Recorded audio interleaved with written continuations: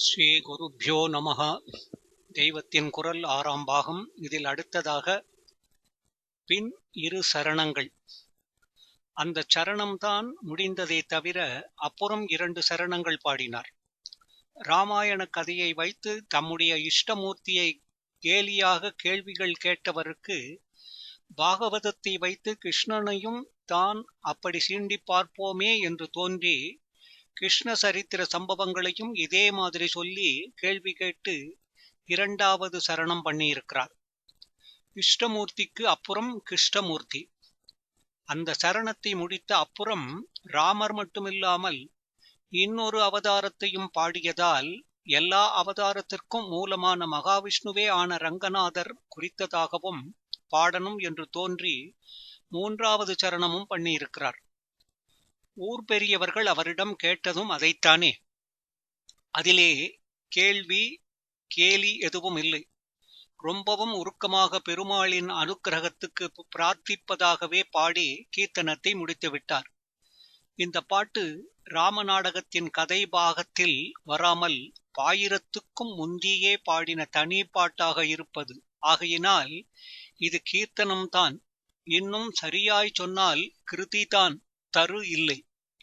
அந்த 2 சரணங்களை சொல்ல போனால் திருவாதிரைக்காரரை பற்றிய பாட்டை சொல்ல நேரம் இருக்காது.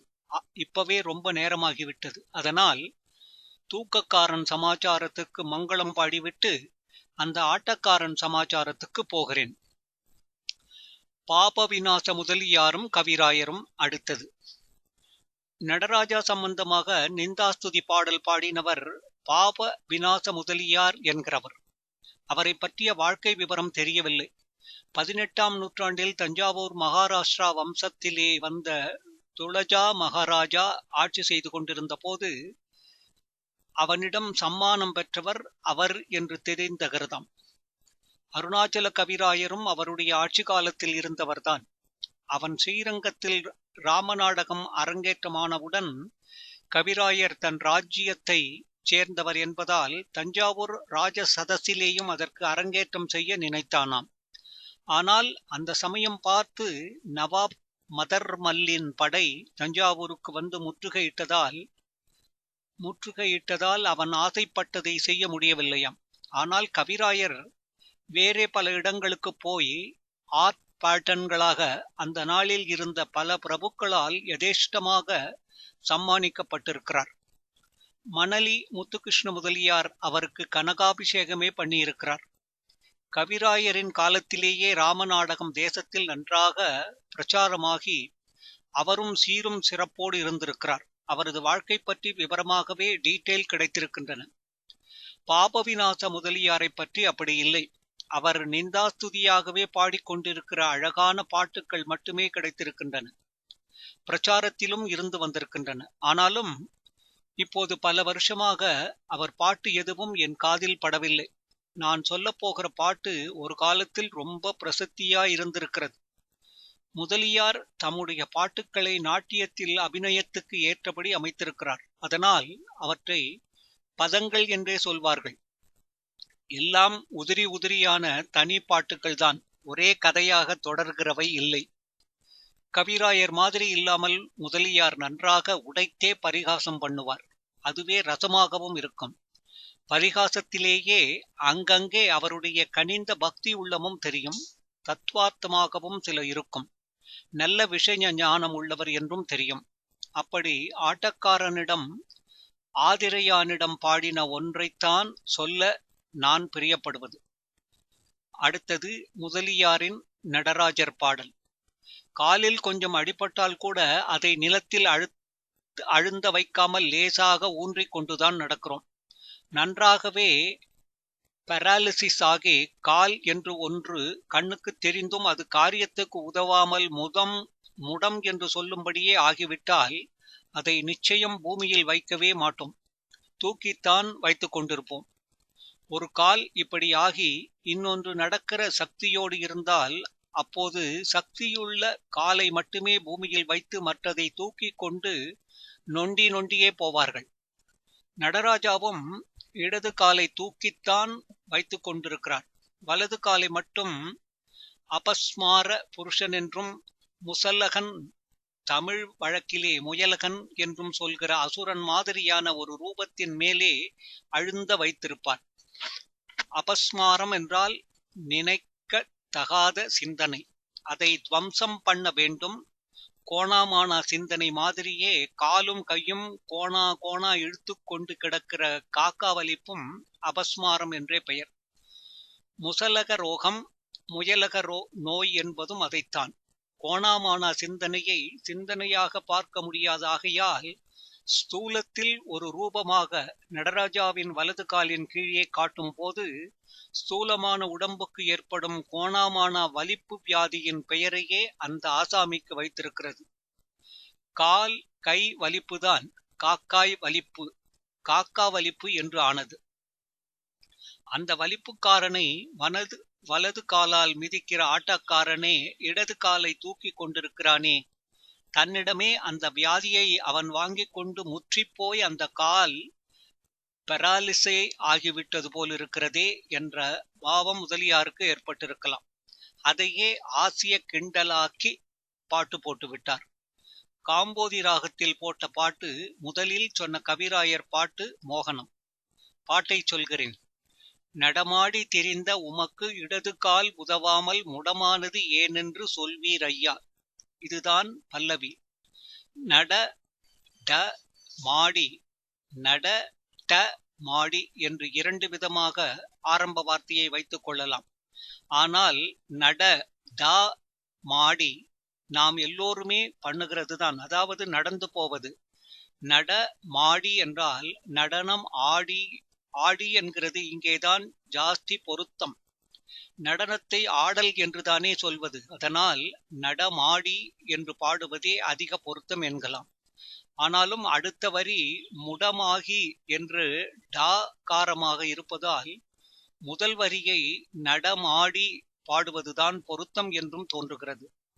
நடனமாடி, அப்படி ஆடியபடியே சுற்றி சுற்றி திரிந்த நீ இப்படி ஒரு காலை தூக்கி கொண்டு ஏன் அப்படியே ஒரே போஸில் எத்தனையோ வருஷமாக நின்று விட்டாய்?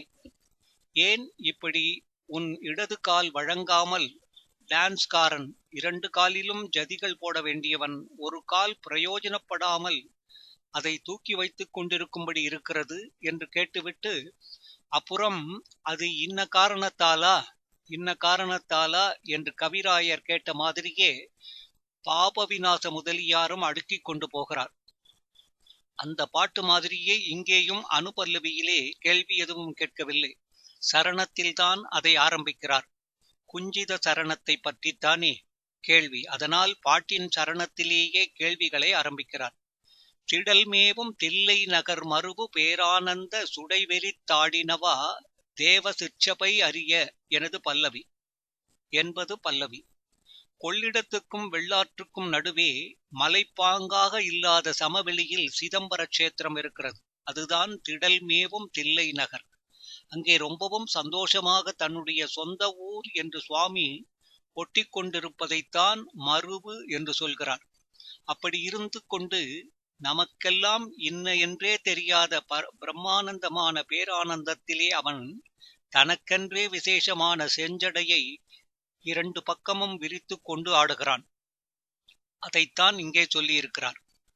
சுடிகை, சுடை என்பது சிவன் ஒருத்தனுக்கே இருக்கப்பட்ட விசேஷம் வாய்ந்த சடைமுடிதான்.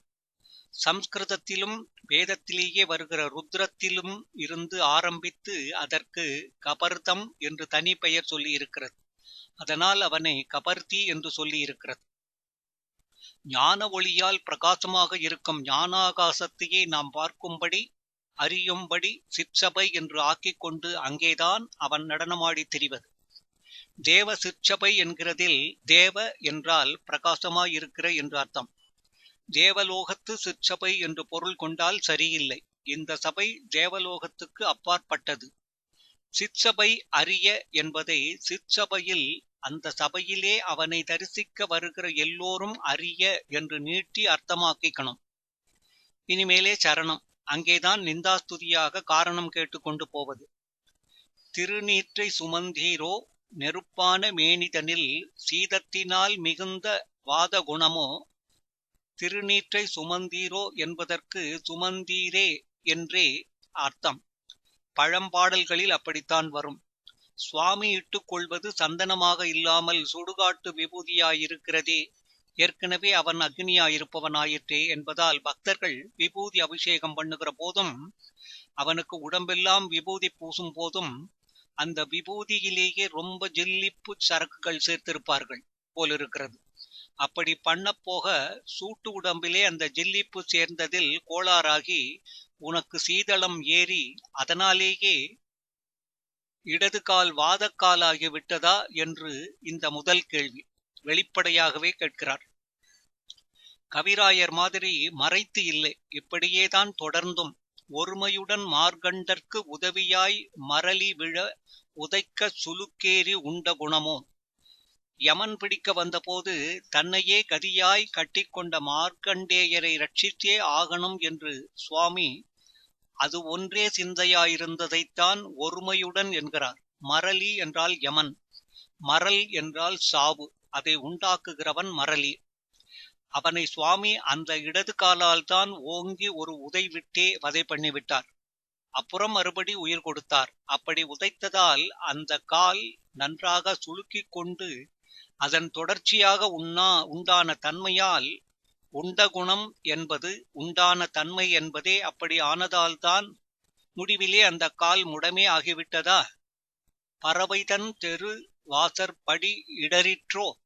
சுந்தரமூர்த்தி சுவாமிகளுக்கு பெரியவர்கள் சாஸ்திரோக்தமாக கல்யாணம் நிச்சயித்து அது நடந்து கொண்டிருக்கும் போது சுவாமி ஒரு கிழ பிராமணர் வேஷத்தில் அங்கே போய் அவர் தனக்கு அடிமை, அதனால் தமக்கு தொண்டு செய்து கொண்டு தம்மிடமே கிடக்க வேண்டியவர், கல்யாணம் கார்த்திகை பண்ணிக்கொண்டு குடும்ப வாழ்க்கை நடத்த உரிமை இல்லாதவர் என்று வாதம் பண்ணினார். பொய் பத்திரத்தை மெய் மாதிரி காட்டுவது உள்பட என்னென்னமோ பண்ணி முடிவில் தாம் சுவாமியே என்று சுந்தரருக்கு தெரியும்படி செய்தார். உடனே சுந்தரரும் அவருக்கு மீளா அடிமை என்று தம்மை ஆக்கிக் கொண்டு விட்டார். அப்படி சாஸ்திரோக்த கல்யாணத்தை நிறுத்தியவரே அப்புறம் ஒரு சாப விமோச்சனம் ஏற்பட வேண்டும் என்பதற்காக சுந்தரரை இசைவேளாளர் என்று சொல்கிற சமூகத்தைச் சேர்ந்த ரொம்பவும் புனிதமான பறவை என்பவளிடம் பிரேமை கொள்ளும்படியாகவும் அவளும் அவரை பிரேமித்து அவர்கள் உறவு ஏற்படுத்திக் கொள்ளும்படியாகவும் பண்ணினார். இது திருவாரூரில். இது போதாதென்று அதே சாபத்தின் இன்னொரு பாதி விமோச்சனம் ஆகணும் என்பதற்காக வடக்கே மெட்ராஸ் திருவெற்றியூரில் புலனடக்கத்தோடும் ஈஸ்வர பக்தியோடும் கன்னியா மாடத்தில், மாடம் என்கிறது இங்கே மடம் என்றே அர்த்தம் கொடுக்கும், அப்படிப்பட்ட இடத்தில் வசித்துக் கொண்டிருந்த வேளாள பெண்ணான சங்கிலி என்பவளுக்கும் ஆதிசைவ பிராமணனான சுந்தரமூர்த்தி சுவாமிகளுக்கும் பரஸ்பர பிரேமை உண்டாகும்படி பண்ணினார் என்று நான் சொல்வதெல்லாம் அந்த கதாபாத்திரங்கள் உள்பட யாருக்கும் தெரியாமல் திரைக்கு பின்னால் இருக்கிற சூத்திரதாரியாக சுவாமி சந்தர்ப்பங்களை உண்டாக்கினதைத்தான். அப்புறம் சுந்தரமூர்த்தி சுவாமிகள் திருவாரூருக்கு திரும்பி வந்தார். அதற்குள்ளே பறவைக்கு திருவெற்றியூர் சங்கதி தெரிந்துவிட்டது. அது தெரிந்து அவள் தன்னிடம் ஒரே கோபமாயிருக்கிறாள் என்பது சுந்தரருக்கும் தெரிந்துவிட்டது. தாஸ்யம் என்ற அடிமை வழியில் பக்தி பண்ண ஆரம்பித்த அவர் போக போக சுவாமிக்கு ரொம்பவும் நெருங்கிய தோழராக, தம்பிரான் தோழர் என்றே அவரை சொல்லும்படியாக சக்கியம் என்ற வழியில் சேர்த்து விட்டார். ரொம்பவும் உரிமையுடன் சுவாமியிடம் எதையும் வற்புறுத்தி கேட்கும் அளவுக்கு போய்விட்டார். நன்றாக திட்டக்கூட செய்தார். அவருடைய பதிகங்களிலேயே நிறைய சான்று இருக்கிறது. அதனால் அவருக்கு வன் தொண்டர் என்றும் ஒரு பேர் ஏற்பட்டு விட்டது. இப்போது சுந்தரர் கொஞ்சம் கூட தயங்காமல் சுவாமியிடம், நீயே பறவையின் வீட்டுக்கு தூது போய் அவளை சமாதானப்படுத்தி ஊடலை தீர்க்க வேண்டும் என்று கேட்டுவிட்டார். அதைவிட ஆச்சரியம், சுவாமியும் ஆஹா என்று ஒப்புக்கொண்டார்.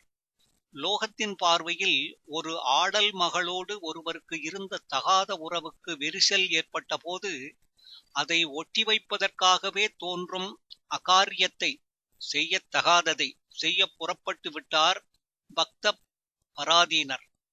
அப்போது வேக வேகமாக பறவை வீட்டுக்கு போனாயே, அந்த வேகத்திலே அவளுடைய வீட்டு வாசல்படி இடறி விட்டதா? விழுந்து விட்டாயா? விழுந்ததில்தான் இடது கால் முடமாச்சா? இப்படி பாபவிநாச முதலியார் கேட்கிறார். இவருக்கும் தான் சுவாமியிடம் அசாத்திய துணிச்சல்.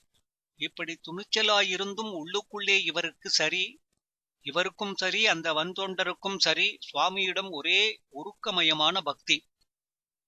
அதனால், சுவாமியே, உன்னை இப்படி இடது கால் உதவாதவனாக பார்க்கிற பரம துர்பாக்கியம் எனக்கு ஏற்பட்டிருக்கிறதே. நான் பண்ணின மகாபாபங்களால் தான் எனக்கு இப்படி ஒரு மனக்கஷ்டம் உண்டாகணும் என்று உன் காலை முடமாக்கிக் கொண்டு காட்டுகிறாயா என்று அடுத்த கேள்வி கேட்கிறார். இரண்டே வார்த்தையில் இத்தனை அபிப்பிராயத்தை காப்சியூலாக அடக்கி கேட்கிறார். எந்தன் பாபமோ என் சிவனே. முதல் 2 வார்த்தையிலேயே கேள்வி அடங்கிவிட்டது. அப்புறம் அவருக்கு இருக்கிற பரம பக்தியில் என் சிவனே என்று தன்னுடைய உடமையாகவே அவர் சுவாமியை கூப்பிடுவது நம்முடைய நெஞ்சை தொடுகிறது.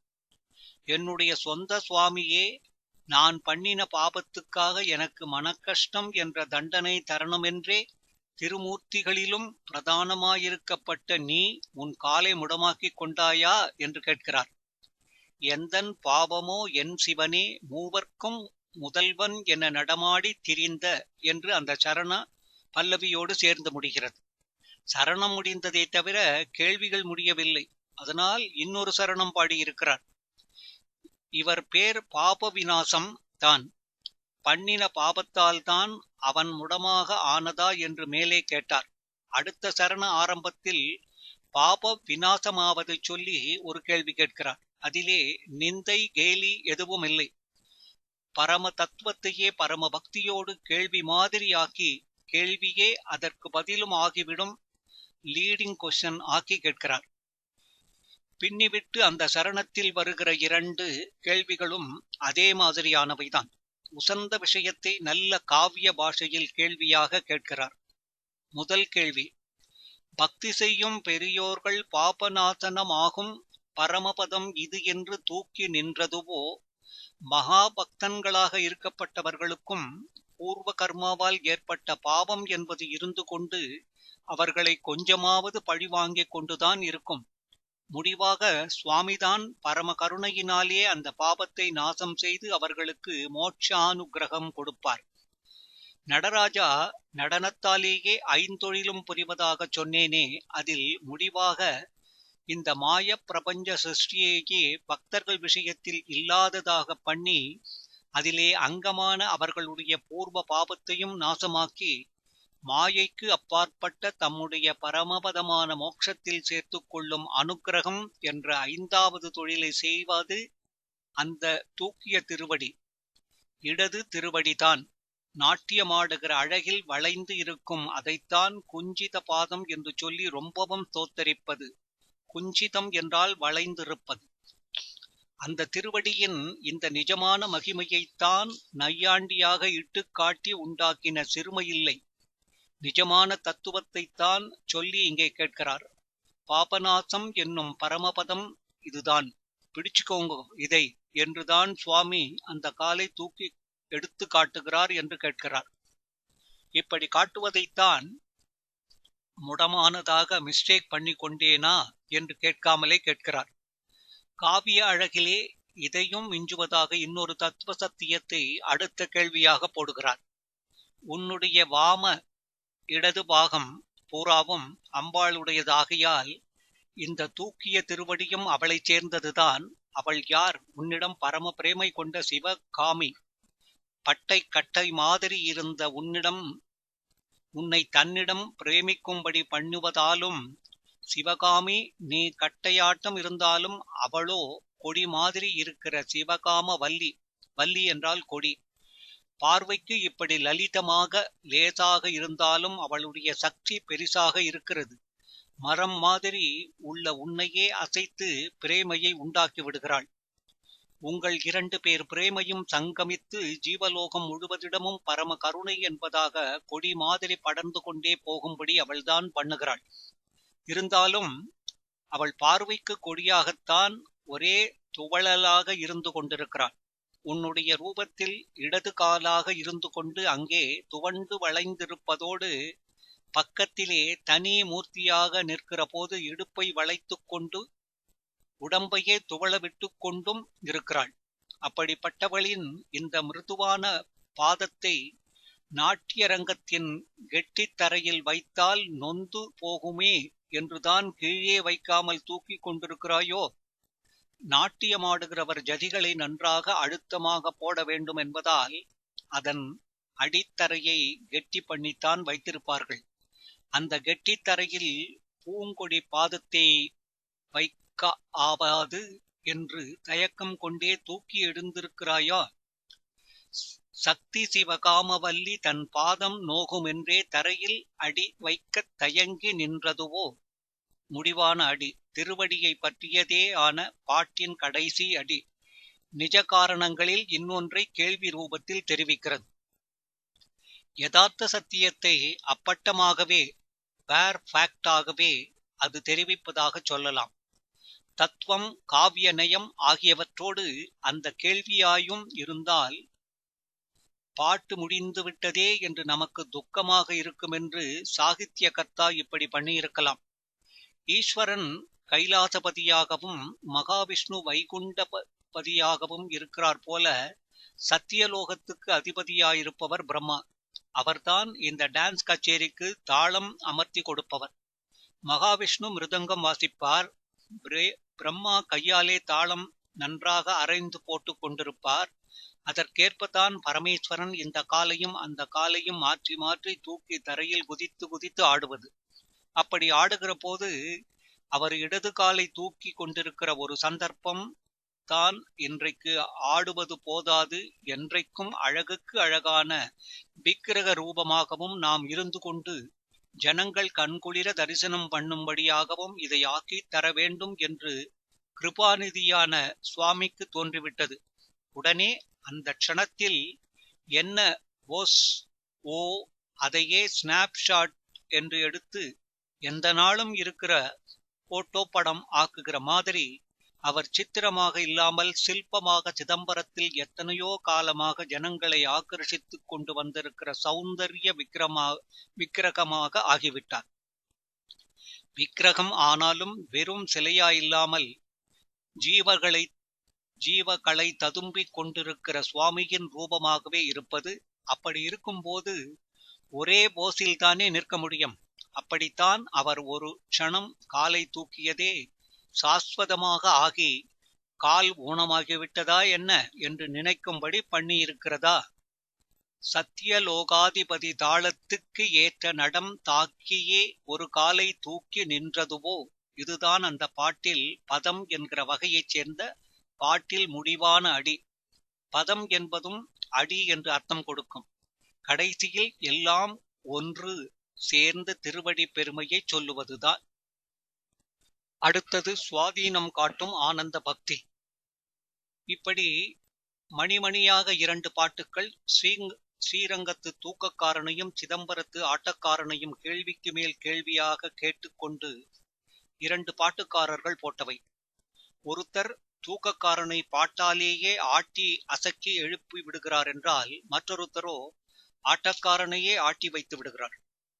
மூக்கை சிந்தி போட்டுக்கொண்டு எதற்காகவாவது சுவாமியிடம் அழுவதுதான் பக்தி என்றில்லாமல், சுவாதீனத்துடன் அவனிடம் ஆனந்தமாக கேள்வி கேட்டு குடைவதும் பக்திதான் என்று நமக்கு தெரிவித்து